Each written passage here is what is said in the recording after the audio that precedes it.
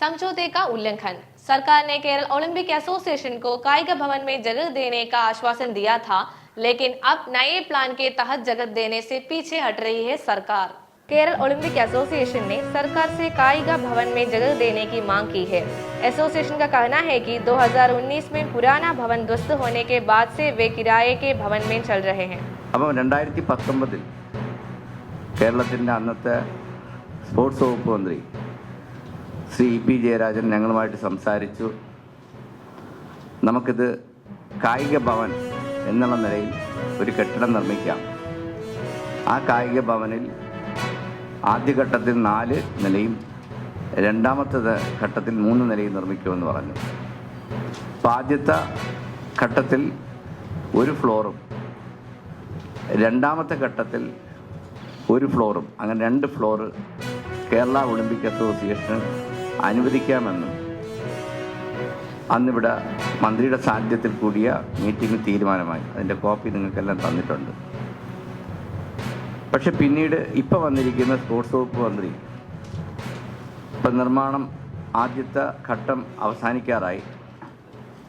അപ്പം പറയുകയാണ് Kerala Olympic association ഇപ്പം നൽകാൻ കഴിയില്ല എന്നൊരു നിലപാടുമായിട്ട് മുന്നോട്ട് പോവുകയാണ്.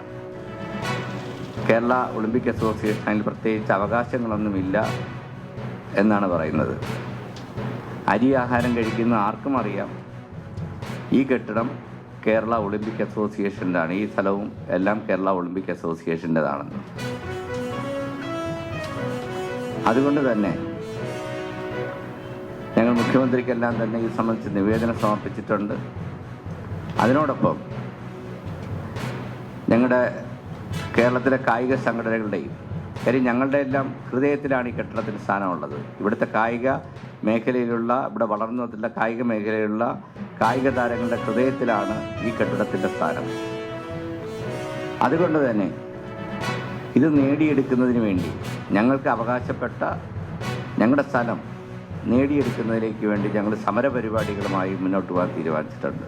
केरल ओलंपिक एसोसिएशन के अनुसार सरकार ने पहले कायिक भवन में जगह देने का आश्वासन दिया था, लेकिन अब नए प्लान के तहत जगह देने से पीछे हट रही है।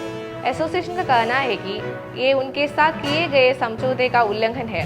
इंडियन ओलंपिक एसोसिएशन ने केरल के मुख्यमंत्री से हस्तक्षेप की मांग की है और कहा है कि कायिक भवन में जगह देने का फैसला वापस लिया जाना चाहिए। केरल ओलंपिक एसोसिएशन का कहना है कि वे राज्य में खेल को बढ़ावा देने के लिए काम कर रहे हैं और उन्हें अपने काम के लिए एक स्थायी भवन की जरूरत है।